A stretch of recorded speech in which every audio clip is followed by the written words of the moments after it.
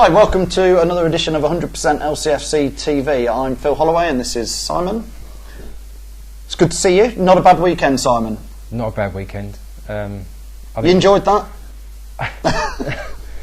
How can you not enjoy it? I mean, how long have you been waiting for a game like that? It's been a long time coming. Well, my kids tell me they've been waiting their whole lives to see a game like that. They've been going for the last 10 years and they've watched a whole pile of not so good stuff, shall we say, over many years. We've been through some shadowy phases in the lifespan of Leicester City, I guess. So we remember days like that from the old days, as we call it, from Filbert Street. Some great old victories against big teams. But I think for some of the younger fans who maybe haven't experienced it, and it was fantastic to be in the King Power Stadium again. And it sort of shows. There's been a lot of talk over the last 10 years of whether Filbert Street was way better or King Power's never going to do it. But I think what does it is just Premier League top-notch action, doesn't it? Yeah. I mean, I think the atmosphere on Sunday afternoon was probably the best I've ever experienced at our new ground. It's for one of a better way of putting it. Yeah.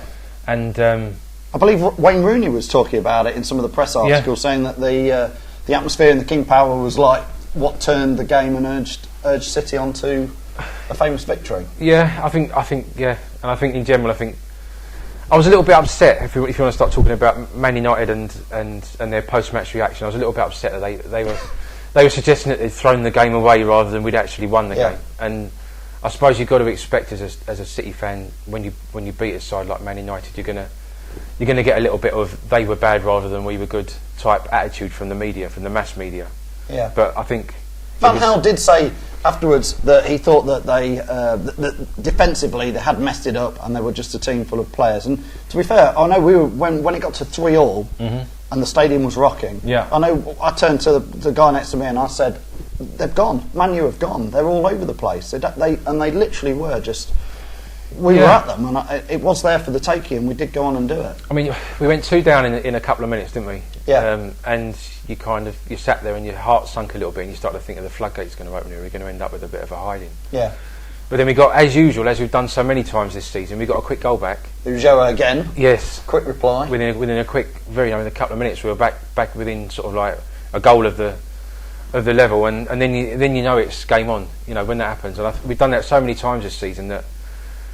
You've got to give the team huge credit for having the spirit to just kept coming out to keep in games. The old Leicester adage, "Foxes never quit." Yeah, exactly. It seems to be back. Yeah, with and it's like we're rolling with the punches for a period of time, just to keep in with the mix, and then we're taking our chance and we get it. And because Man U 3-1 up away from home, that should be game over, shouldn't it? I mean, if you're Manchester United, I remember I got in the ground about half an hour before the game, and I was sitting there and watching Falcao, Di Maria, Rooney, etc., all warming up, and you're looking at it and you're thinking, what on earth are this lot going to do? And how are we going to cope with it?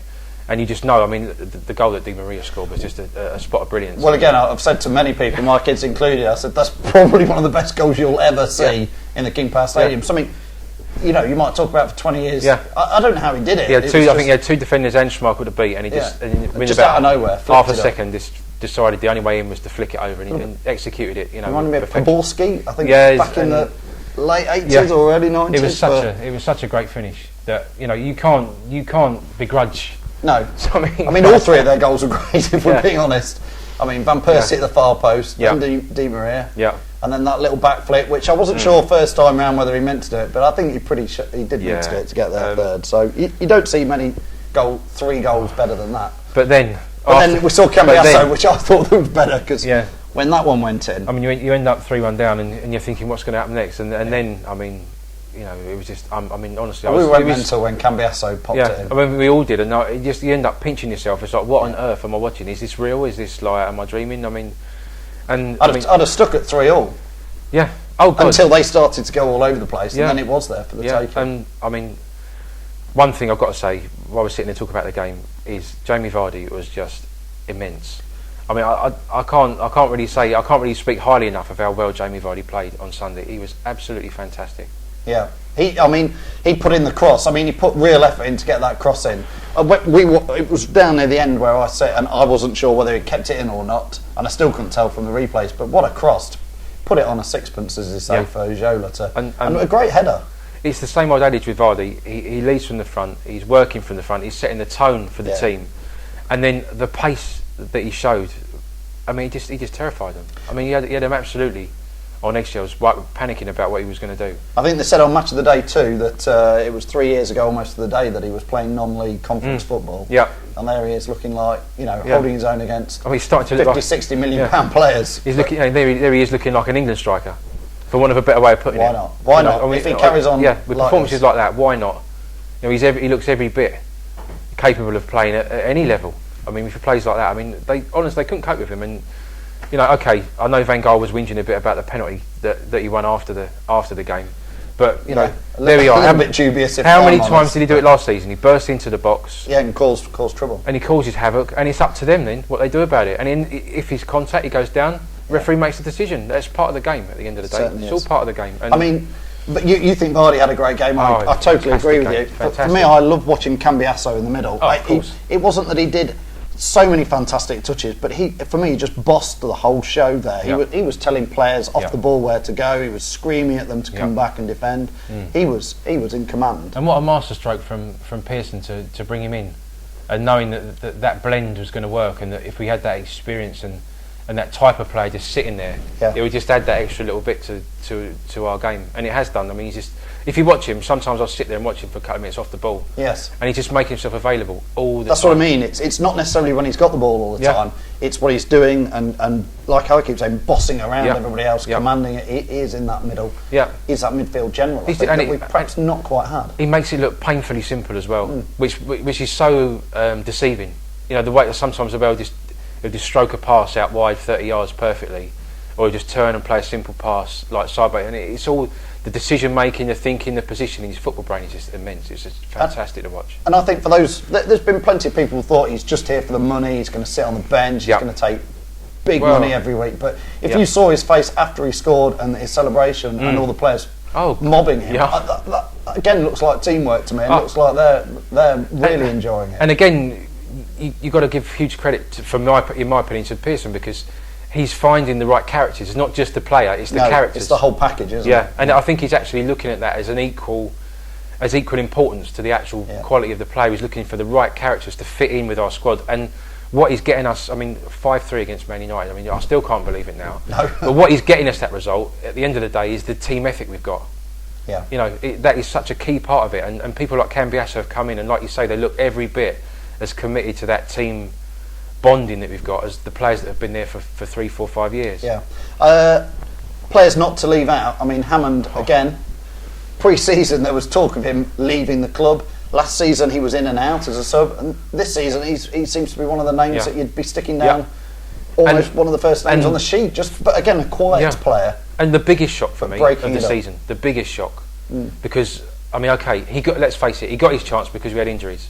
He did. He took it. He wouldn't have started the games had he had Drinkwater and James and whatever all been fit. Yeah. For the early part of the season, he wouldn't have been playing, but he's got his chance. He breaks up the game though, doesn't he? And gets stuck in. Yeah, and he's another. It's just, for me, he's the biggest surprise, because I didn't expect him to be able to carry it off. To fill in in a game if we needed it, fair enough, but to actually keep his place now, the likes of the others are fit. I think it's huge credit to him and the belief in his own ability and the way that he's performed. And it just shows you that the likes of Southampton were wrong. Yeah. To get rid of him. Let him go. Yeah. At the time. Yeah, it seems like he could be good enough. He is. It's not one game now. It's a few games, and he's done it again and again, and he looks every bit the player. So. And I'm going to say ditto for people like Richie Delat, Konchesky's another one. Morgan, all these players who, but more so for Konchesky and Delat. Perhaps they've been around the Premier League a couple of seasons ago, got disregarded, and coming back, and they seem to be playing better this season against Man U, Arsenal, Chelsea, Everton than they were last season against Doncaster and. There were times with Konchesky last season that you really, personally, I would get frustrated that he would play a pass and you think, why on earth you put us under pressure by doing that? He was making bad decisions at times. Yeah. But this season he just looks every bit the Premier League fullback, and I guess it's just rising to the occasion. There can't be anything else to it. It's just like the whole thing is heightened, and you can feel it as a fan when you turn up at the ground. The atmosphere. It's just different, isn't it? The Premier League is just so different at the King Power, and obviously the opposition just at another level, and it's getting the best out of him, and we're taking advantage of that. And he's another one that was on the verge of leaving in the summer.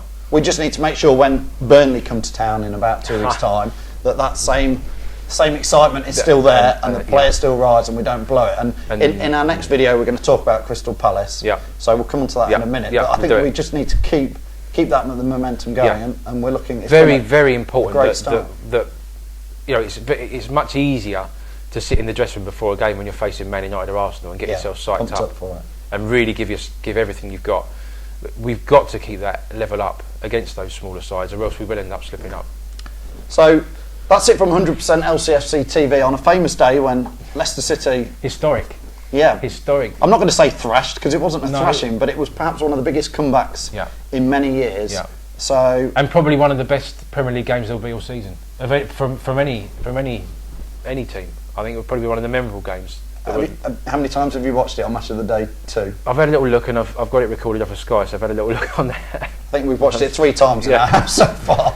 Best stop watch it, but we won't delete it. Anyway, no, me neither. That's it from 100% LCFC TV. Tune in shortly for a show talking all about Crystal Palace. But from Simon and myself, cheerio.